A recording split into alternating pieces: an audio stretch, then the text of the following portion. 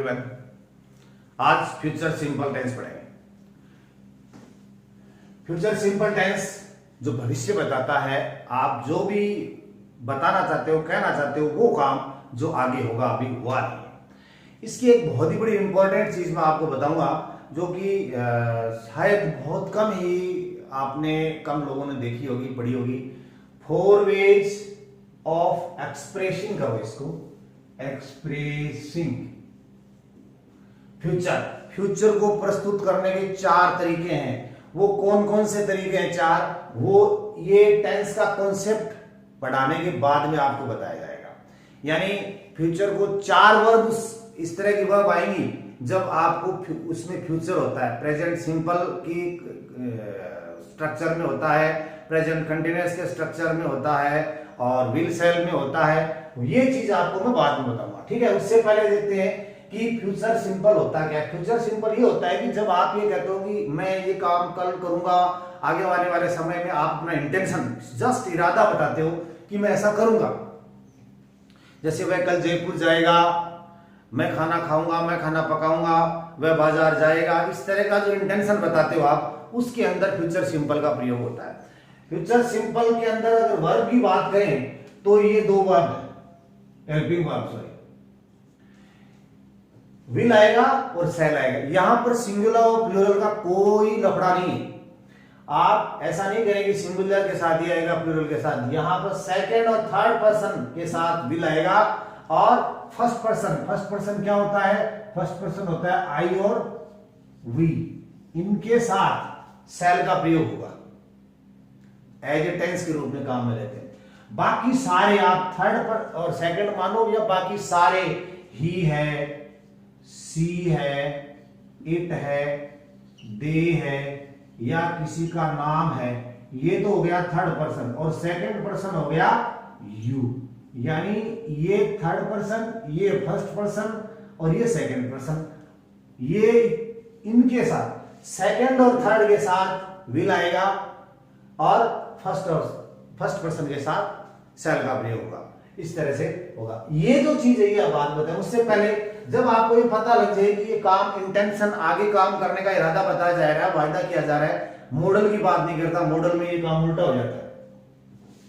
जब आप मॉडल पढ़ रहे होते हो ना, तो ये आई और बी के साथ विल आता है, बाकी के साथ सेल आता है। आप ऐसा कह सकते हो कि आपने बताया था सेल आई और बी के साथ सेल आएगा, लेकिन मैंने तो बुक में देखा है I will go to Jaipur, I will go to और वी विल, आई विल और वी विल आई टू। इसमें आप ये समझना है, यहाँ टेंस नहीं बताया जा रहा है, यहां पर मूड बताया जा रहा है, मॉडल बताया जा रहा है। आप ये समझ लेना, ठीक है। तो इसको आप यहीं भी इस तरह से क्लियर कर लीजिए कि इसके साथ सेकंड और थर्ड आएगा तो टेंस में ये सब बताया जाएगा। अब अगर इरादा ये है अगले का, आगे जो काम हो रहा है वो बताया जा रहा है, उसकी ट्रांसलेशन करनी है, तो अफर्मेटिव सेंटेंस में उसका स्ट्रक्चर ही होगा सब्जेक्ट, विल, सेल, वर्ब की फर्स्ट फॉर्म, अदर वर्ड या ऑब्जेक्ट जो भी आपको मिल जाएगा उसका प्रयोग करेंगे। तो जैसे वह है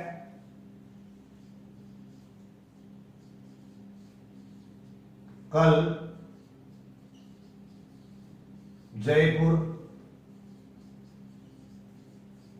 जाएगा, ठीक है। यानी यहां पर जो वर्ब है, ये जो एक्शन है, इस एक्शन के अंदर जो काम है वो कब होगा? आने वाले समय में। ये काम आने वाले समय में होगा, पास्ट में नहीं हुआ है, प्रेजेंट में नहीं हो रहा है, आने वाले समय में होगा। तो इसका मतलब ये फ्यूचर है और सिंपल होगा।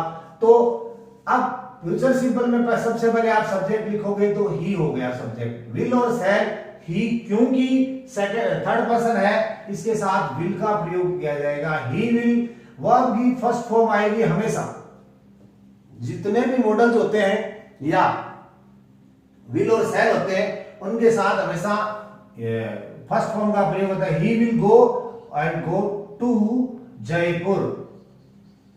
जयपुर का जे आपको हमेशा कैपिटल लिखना है, क्योंकि ये कौन सा नाउन है? प्रॉपर नाउन है, किसी सिटी का नाम है। ये शहर होता तो नहीं होता, लेकिन जयपुर, चूरू जो भी प्रॉपर नाउन हो गया तो ये इसका इस तरह से हो जाएगा। अब है मैं कल विद्यालय जाऊंगा। ठीक है, यहां जो जाने का काम है ये एक्शन है, हुआ भाई, ये बता रहा है कि काम आगे होगा, ऐसा उसने बताया कि आने वाले कल की बात कर रहा है। तो यहां पर आप क्या करोगे, फ्यूचर का काम आई, आई क्योंकि आई फर्स्ट पर्सन है तो आई के साथ आएगा sell, S H E double sell, I sell go, I sell go, go के बाद क्या आएगा, अगर आगे डेस्टिनेशन है स्कूल, अगर आगे स्कूल दिया हुआ है तो यहां आपको टू करना पड़ेगा। इसके बाद में अगर डेस्टिनेशन होता है तब ये गो टू प्रेपोजिशन लेता है, आई विल गो, अदरवाइज नहीं आएगा। अब जैसे कोई सेंटेंस ऐसे हो गया ना, आप कहोगे कि इसके आगे कुछ भी हो तो नहीं आएगा, जैसे विल,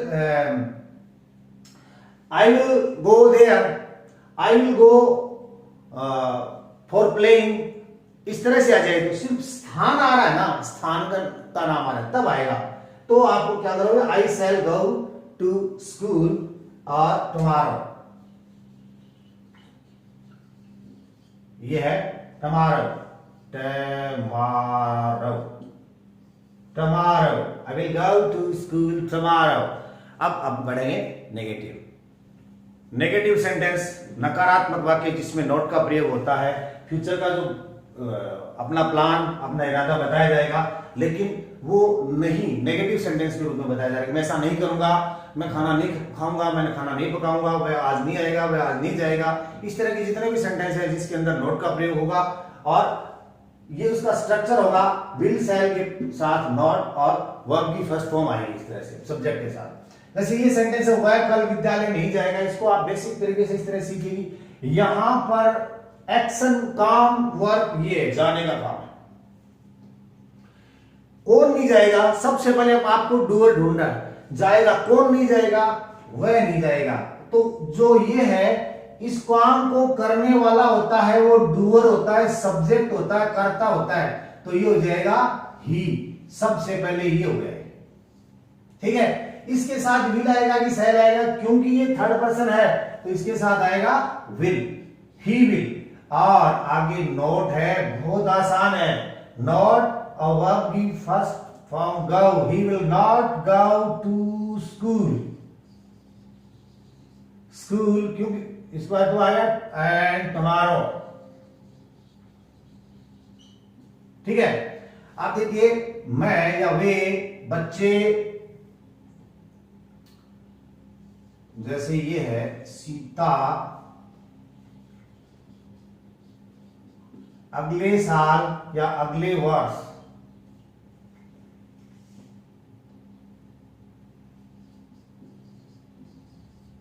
जयपुर नहीं रहेगी या जाएगी कर दो। तो सीता के बारे में जो रहने का काम है वो अगले साल नहीं होगा, फ्यूचर की बात बताई जा रही है। रहना कौन, डूअर कौन है, सीता, ये है डूअर, तो हो गया सीता। सीता के साथ विल आएगा, सीता विल नॉट रहना leave, Sita will not live at Jaipur.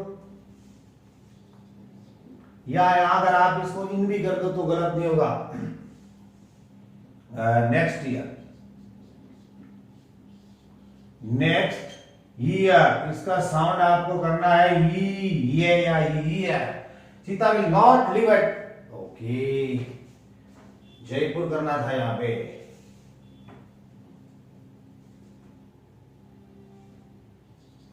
Eight Jaipur and next year यहां कर रहा हूं मैं, नेक्स्ट ईयर। ये Sita will not live at Jaipur next year, आगे का काम बताया जा रहा है कि सीता अगले साल जयपुर में नहीं रहेगी। एट यहां इन भी अगर करते हो आप तो वो भी सही हो जाता है, कोई कंफ्यूजन की जरूरत नहीं है, क्योंकि जब दो स्थान दिए होते हैं, एक छोटा होता है एक बड़ा होता है, तब इन आता है, वरना इन या एट दोनों ही सही होंगे। तो ये अब पढ़ेंगे हम इंटरोगेटिव सेंटेंस। इंट्रोगेटिव सेंटेंस प्रश्नवाचक वाक्य होते हैं, यानी जिसमें क्वेश्चन किया जाता है। यहां थोड़ी सी एक बात देखने की है कि इंट्रोगेटिव में जब आप विल से प्रश्न करोगे ना, तो कई बार क्या स्ट्रक्चर तो इंट्रोगेटिव का होगा, लेकिन सेंस है वो रिक्वेस्ट का होता है। जैसे आपको मैं क्या बताऊं, यहां बताऊं, कहां बताऊं, यहां बताता हूं कि विल, गुड और गुड, ये तीनों जब सेंटेंस की शुरुआत में आ जाते हैं तो भले ही उनके आगे सेंटेंस के लास्ट में मार्क ऑफ इंट्रोगेशन हो, स्ट्रक्चर इंट्रोगेटिव का बता रहे हो, वो रिक्वेस्ट का भाव शो करते हैं। जैसे will you take tea please, क्या तुम चाय लोगे। यहाँ ये नहीं पूछ रहा है कि चाय लोगे या नहीं लोगे, वो निवेदन कर रहा है कि आप चाय लीजिए। तो एक चीज तो ये होती है। दूसरी सीधा इंटेंशन, इरादा ही बता रहा है कि क्या जयपुर जा रहे हो, यहाँ कोई रिक्वेस्ट नहीं कर रहा है, पूछ रहा है कि क्या जयपुर जा रहे हो क्या, या बाजार जा रहे हो क्या, बाजार जाओगे क्या। इस तरह से सिर्फ ये इरादा पूछा जा रहा है। तो ये चीज आप थोड़ी सी देख लेना। तो क्या तुम कल जयपुर जाओगे, जो जाने का काम है कल फ्यूचर के अंदर होगा, वो ये इससे पूछा जा रहा है यू से। तो यू यहां आप इस तरह से लिख दोगे। अब यू सेकंड पर्सन है, यू के साथ विल आएगा कि सेल आएगा, यू के साथ सेल विल आएगा। और विल का डब्ल्यू कैपिटल में लिख दोगे, will you go to Jaipur. Jaipur का जे कैपिटल आएगा क्योंकि ये प्रॉपर नाउन है। And tomorrow,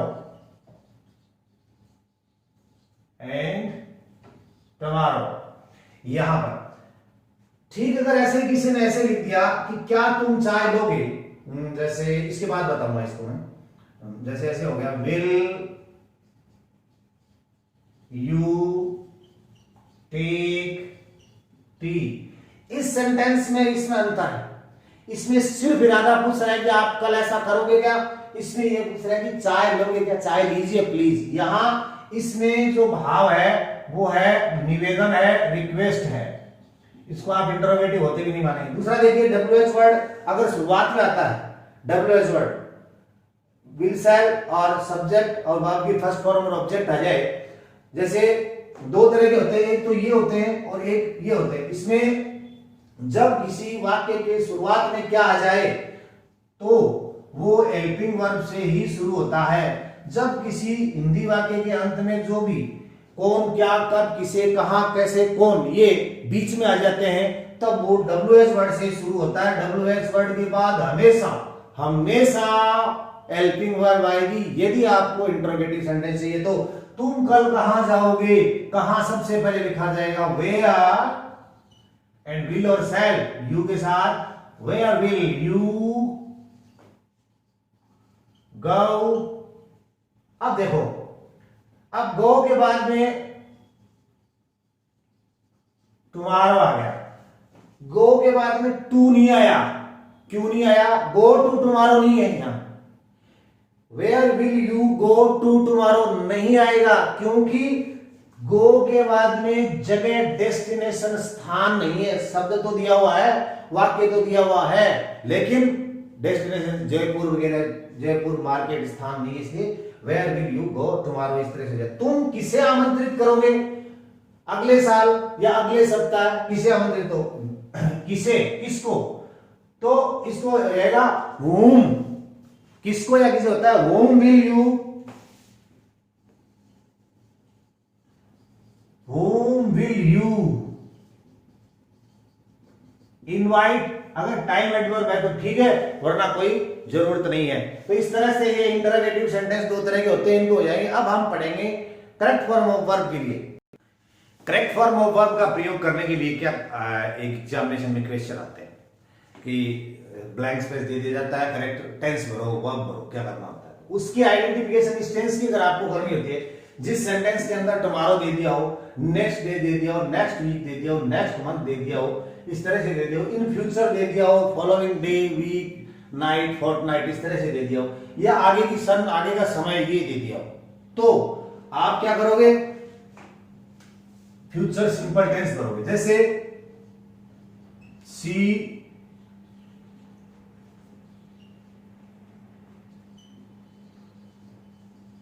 Jaipur next week.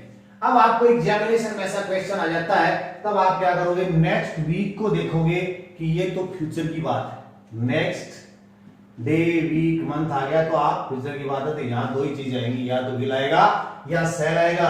अगर ये फर्स्ट पर्सन है तो सेल आएगा, अदरवाइज विल आएगा। इसका उत्तर आप करोगे विल और गो, और आपका उत्तर हो जाएगा सही।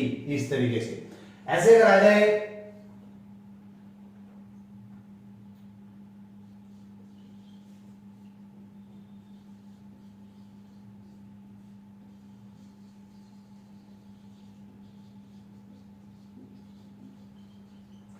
ये देखिए इंट्रोगेटिव सेंटेंस है, यहां पर you open A school next year, ये आ गया, ठीक है।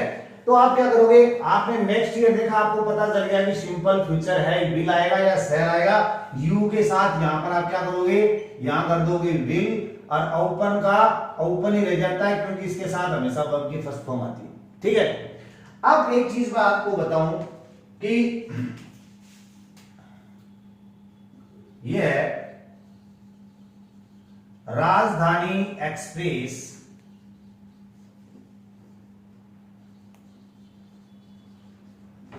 arrived at 10 AM, ये आ गया सेंटेंस तुम्हारा। अगर ये कल किसी ने आपसे पूछ लिया कि ये स्कूल कब खुलेगा, कितने बजे खुलेगा, फ्यूचर की बात है, अभी खड़े हो, स्कूल बंद है।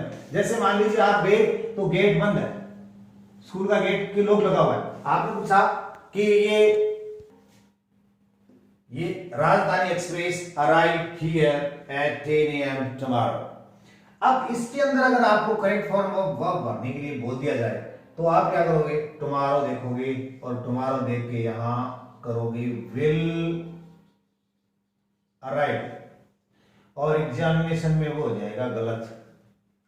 क्यों हो जाएगा कि राजधानी एक्सप्रेस अराइव हियर टुमारो के हिसाब से आप कहोगे इसके जो correct form of tomorrow, next day, next week, month, in future, following day, आगे की साल, सन दिया हुआ तो सही होना चाहिए। लेकिन अब मैं आपको ये बताऊंगा कि four ways of expressing future क्या चीज होते हैं इंग्लिश में, इस चीज को क्लियर करूंगा तब ये क्लियर हो जाएगा। एक मिनट यहां इसको ये बता देता हूं, यहां आएगा राजधानी एक्सप्रेस अराइव्स, क्या आएगा,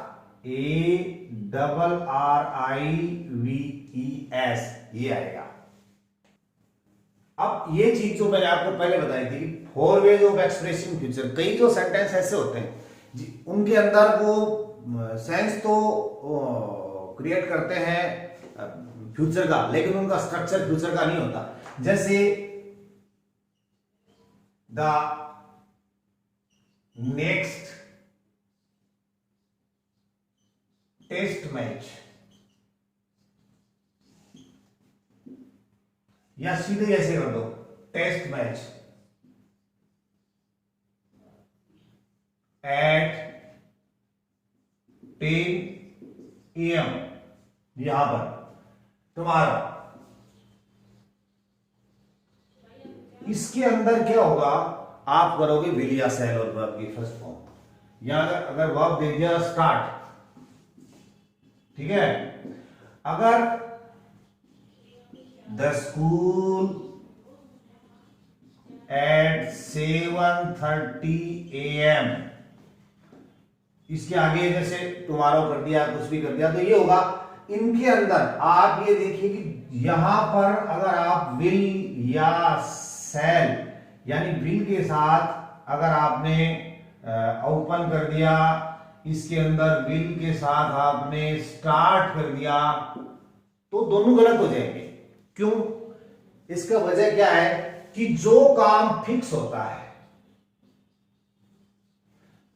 जो काम फिक्स होता है रोज होता है, जैसे ट्रेन का प्लान फिक्स है, कोई पर्सनल नहीं है। जैसे मान लीजिए कि आपने ये कह दिया कि यहाँ ये जो इवनिंग की जो फ्लाइट है वो यहाँ इतने बजे पहुंचेगी, तो आप यहाँ विल अराइव नहीं करोगे, विल रीच नहीं करोगे, arrives here eight 7 PM in the morning, 7 AM in the evening, 7 AM in the morning, इस तरह से करोगे।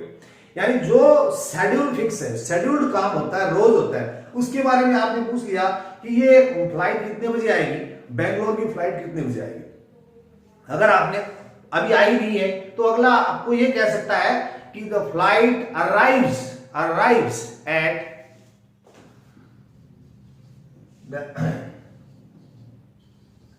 बेंगलुरु फ्लाइट, सॉरी ऐसे सीधा ही लिख देता हूं मैं, arrives at Jaipur at 7 PM tomorrow। आगे ऐसे भी हो सकता है। यानी ये क्यों हुआ कि फ्लाइट का आने का काम फिक्स है, जो काम टेस्ट मैच शुरू होने का काम फिक्स है, स्कूल सुबह खुलने का काम फिक्स है। अगर वो अगले दिन के लिए भी बता रहे हो तो आप इनमें विल नहीं करोगे, आप इनमें स्टार्ट्स, ओपन्स एंड अराइव्स करोगे। यानी ये भी एक फ्यूचर को बताने का तरीका है। तो फ्यूचर को का जो बताने के जो चार तरीके हैं वो है, एक प्रेजेंट सिंपल, यानी इस प्रेजेंट को भी छोड़ो आप, या तो आप करोगे वर्ब की फर्स्ट फॉर्म के साथ एस या ईएस कर दोगे एक बार, दूसरा करोगे इस आर एम प्लस आईएनजी। ये भी फ्यूचर को इंडिकेट करता है। कैसे? जैसे कोई कहता है कि तुम जयपुर कब जाओगे, तो एक तो सीधा है I will go to Jaipur tomorrow, and the next one is I am going to Jaipur tomorrow. This is also correct. I am going to Jaipur tomorrow. यहां tomorrow देख के आप ये देखोगे कि ये तो नहीं आएगा, लेकिन ये आता है, ये फ्यूचर को इंडिकेट करता है। अगर इस ऑप्शन में यहां पर जैसे मान लीजिए ये इस तरह से आ गया गो, आपके ए में दे दिया विल गो, बी में दे दिया इज गोइंग, ठीक है, सी में दे दिया बोथ, तो इसका उत्तर दोनों ही सही होगा, दोनों सही होंगे। तो दो चीजें ये है, इस तरह से फॉरवर्ड एक्सप्रेशन फ्यूचर के अंदर आप दो इंपॉर्टेंट चीजें, इनको आप ध्यान में रखें। अब मैं ट्रांसलेशन के लिए आपके लिए कुछ सेंटेंस लिख देता हूं, वो आप सेंटेंस को ट्रांसलेट करना हिंदी से इंग्लिश में कोशिश करना। अगर कहीं आपको प्रॉब्लम दिक्कत लगे तो आप कमेंट बॉक्स। एक चीज, ये छोटा सा होमवर्क है, 3 सेंटेंस है जो बिगिनर्स स्टूडेंट है, छोटे स्टूडेंट, उनके लिए दे रहा हूं कि मैं कल जयपुर जाऊंगा, इसके 3 सेंटेंस बनाने हैं आपको। मैं कल जयपुर जाऊंगा, मैं कल जयपुर नहीं जाऊंगा, क्या मैं कल जयपुर जाऊंगा, इसके भी 3 बनाने। वह अगले साल यूएसए जाएगा, वह अगले साल यूएसए नहीं जाएगा, क्या वह अगले साल यूएसए जाएगा, वे अपना गृह कार्य कल करेंगे, या कल वे अपना गृह कार्य करेंगे, वे अपना गृह कार्य कल नहीं करेंगे, और क्या। 3 सेंटेंस आपको इसके बनाने, चेक करने की। और सर अगर आपको कोई दिक्कत हो तो आप कमेंट बॉक्स में लिखें। छोटे बिगिनर्स स्टूडेंट्स के लिए कह रहा हूं मैं, और उनके अभिभावक, माता पिता, गार्जियंस उनकी बच्चों की मदद करें, जो छोटे बच्चों को ये करवाने में जो एडवांस में सीखना चाहते हैं, वो करेक्ट फॉर्म ऑफ वर्ब और वो काम करें। इसके अलावा ये सेंटेंस मैंने पहले लिखाया था, इसमें मैंने यहाँ इज गोइंग टू लिख दिया था, वो गलती से, अब इसको मैं करेक्ट कर रहा हूं कि ये अगर सेंटेंस आ जाए तो आपको दिक्कत तो ये खड़ी हो जाएगी, आपको होगी कि विल सेल तो है ही नहीं। तो आप दो चीजें हैं, अगर एग्जामिनेशन में काम कर रहे हो तो आप आई के साथ सेल लिखोगे, वी के साथ सेल और बाकी के साथ विल करोगे। एग्जामिनेशन की बात को छोड़ के आजकल स्पोकन इंग्लिश में सेल को सबने हटा दिया है, सेल को कोई काम ही नहीं लेता किसी का। I will, we will, they will, he will, she will, इसको हटा दिया, लेकिन एग्जामिनेशन में नहीं हटा सकते। एग्जामिनेशन में क्वेश्चन आ गया तब आप ये करोगे, यानी एग्जामिनेशन में आपको ये मिलेगा। अब स्थिति ये होगी, देखो ये प्रश्न आ गया, आई गो टू जयपुर टुमारो, इसमें क्या सही है, तो विल गो। अगर सैग नहीं है तो विल गो भी सही है, अदरवाइज यहां पर आपको करना होगा शैल गो, ये सही है। Am going, I am going to Jaipur tomorrow, ये भी सही है, फॉरवर्ड ऑफ एक्सप्रेस फ्यूचर के अंतर्गत ये आता है। मैं कल कुछ सामान खरीदने बाजार जाऊंगा, तो I am going to market to buy some goods, some books tomorrow, ये हो जाएगा। तो इसका उत्तर होगा बोथ ए एंड बी, ये इसका आंसर होगा। ये भी सही है, ये भी सही है, ये भी सही है। तो उम्मीद करते हैं कि आपको फ्यूचर सिंपल का कॉन्सेप्ट अच्छी तरह से समझ में आ गया हो। अच्छी तरह से समझ में आया तो लाइक जरूर करना। धन्यवाद।